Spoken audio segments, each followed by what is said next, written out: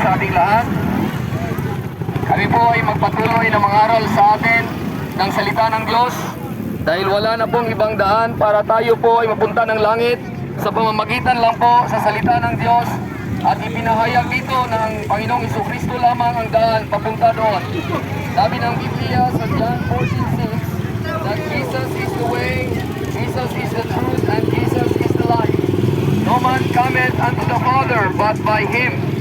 Sabi ng Biblia na ang tao ay mamamatay, for the wages of sin is death, but the gift of God is eternal life through our Lord Jesus Christ.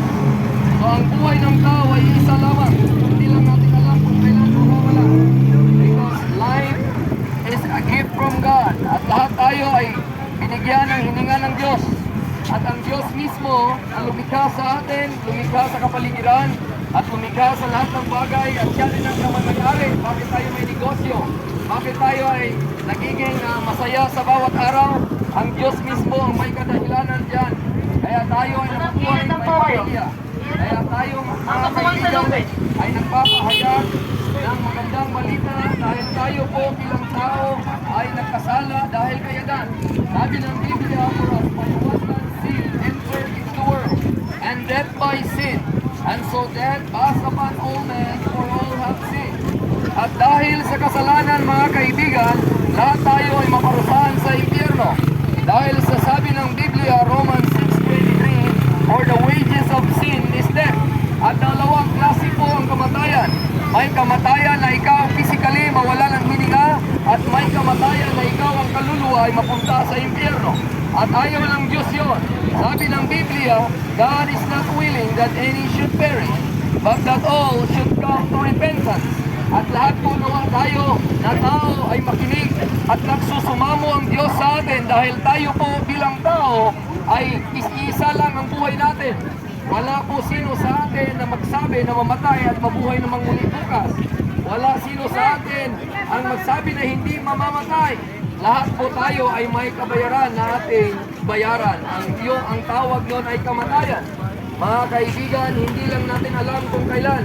Kaya ang ating parusa sa impyerno ay talagang totoo po yun. Pero ang Diyos ayaw niya tayong mapahamak sa impyerno. Pagkos, ang kanyang pagmamahal ay sobrang lawak at siya po ay puno sa biyaya at ang kanyang ginawa, ang kanyang anak, buktong kaisa-isang anak ay pinapunta niya dito sa lupa para tayo po ay bayaran ang ating mga kasalanan.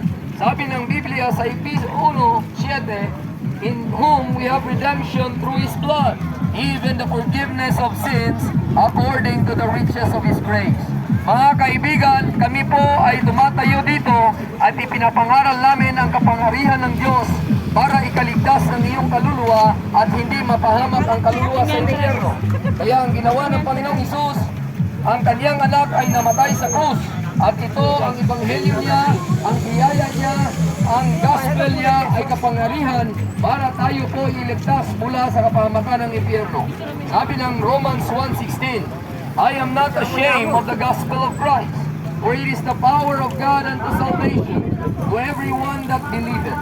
So wala na pong ibang paraan para tayo mapunta ng langit. Sumampalataya lang tayo sa ginawa ng Panginoong Hesus. Dahil dito napaloob nito ang katwiran ng Diyos. Bakit po tayo kayang magsabi na pupunta ng langit kung tayo ay manampalataya lamang? Dahil ang Panginoong Hesus ang naging kasalanan sa atin. Siya na walang kasalanan ay ginawang kasalanan. Sabi ng 2 Corinthians 5:21, God the Father made His Son to be sin for us, who knew no sin, that we might be made the righteousness of God in Him. Mga kaibigan, tayo po ay matuwid sa harapan ng Diyos, hindi dahil tayo mabait o hindi tayo ay may relihiyon, kundi tayo lamang ay nanampalataya sa sapat na ginawa ng Panginoong Hesus, ang anak ng Diyos. At the moment na ikaw ay sumampalataya noon sa Ebanghelyo, ikaw ay matatakan sa silyo ng banal na Espiritu. Ang banal na Espiritu ay ang third person of the Trinity at siya na mismo ang magsilyo sa iyong kaluluwa na ikaw na mismo ay papunta ng langit. Dahil ang silyo ay nagpapatunay na may destinasyon, nagpapatunay ng security at at nagpapatunay ng identity. Kaya mga kaibigan, wala na po kaming pinapangaral na iba dito, ang Panginoong Jesucristo lamang.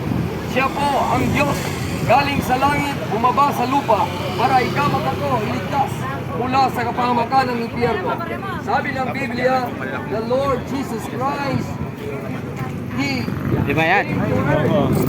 Ay, hindi po kami tumatanggap na. himself of no reputation. At siya po mismo ang bumaba para tayo po. Kami po nangangaral ng libre, hindi kami tumatanggap ng kahit anong pera. Wala na po Kusang loob. bakay dito. Hindi kahit na po. Sa kami po may pahati. Kapapahan kayo po na po. Apa ayat at may po itong magandang balita nga pong Ginoo. Ito mo po yung burimi, laki pong anyaran ng kapalit. Kaya ako maniwala ko kay kayo eh. Life is short. Sabi ng Biblia. Whereas you know not what Kasi po may ngaral kami, ating kapalit. Aliwaya po, po. Yung sabi nalita, kaya ka maka-Diyos, umayad kang kapalit yung pamangaral mo kayong salta nga pong Ginoo.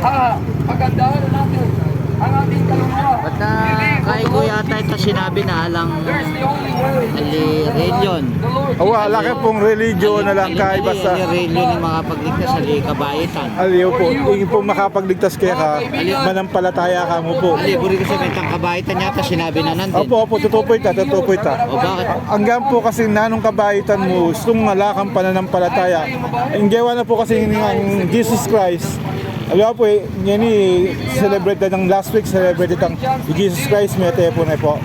Yung totoo pong kaligtasan, paniwalaan niya mo po itang gawa ng Panginoon. Kasi po, itang work law niya po ito eh. Dapin po itang law kanita niyang panahon pa niyang after the... Liburi ko sabi yan. Baka nano naman kung balo may salita ng Panginoon kung ano lang. Tutupad kitang kainan. Di itay, karin niya kakaitang kabaitan. Opo.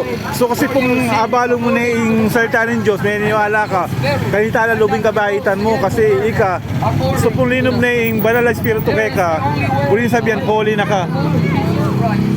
Jesus is the way. Jesus is the truth. Jesus is the light. He is the Son of God. Siya po ay Diyos. Hindi lang siya ordinaryong tao. Si Kristo po ay Diyos na mayubay sa cross para ikaw at ako mapuntahin niya sa langit kung ikaw ay manalo at sumampalataya sa Kanya. Kami po ay nagmamakaawa at nagsusumamo. Manampalataya na kayo sa Panginoong Isus dahil iisa lang ang buhay. Hindi mo alam kung kailan ka mawawala. Hindi mo alam kung kailan ka mawawala. Kaya ngayon pa lang, kung hindi mo alam, Kaya, babasahin po. ikaw ay Kaya po, baptist kami po pero hindi kami pong kakayala po kayong relihiyon yung makapagligtas kayong tao. At yung po kayong pananampalataya, kayong kasampatang ginawa ng Panginoong Isus. Kasi po, ala namang relihiyon makapagligtas kayong tao eh. Kita mo pong kaya katamong kahit yung apong Ginoo. Nung nano yung kaya katamong kumbaga nung namin yung kaya katamong komunikasyon kaya yapin yung makapagligtas kaya tao pero ala pong relihiyon. Nung nano yung kaya katamong gagawan. Taga kaya kami, yan po taga San Luis po, San Isidro. Yan po kaya po yan, taga Bohol niya po yun eh. Yapin, pastor niya po yan. Hindi po nga liwang kaya yung taga Candabal lang. Kundi sa Panginoong Isus lamang. Dahil siya ang daan, siya ang katotohanan. At siya Ayan ang po, buhay. pakaramdam niya po yung kayo sabi. Sa langit kung hindi dadaan Ito sa po ito. Panginoong Isus. Siya po ang ating dapat na panampalatayaan sa gabi. Wala na po ibang solusyon para pupunta ng langit ang ating kaluluwa. Manampalataya lang sa ginawa ng ating Panginoong Isus. Doon sa Biblia nagsasabi na tayo po ay mamamatay at pupunta ng impyerno dahil makasalanan tayo. Pero ayaw ng Diyos yun. Gusto ng Diyos na manampalataya ka para hindi ka mapahamak. Believe on the Lord Jesus Christ and thou shalt be saved. Believe on the Lord Jesus Christ and thou shalt be saved.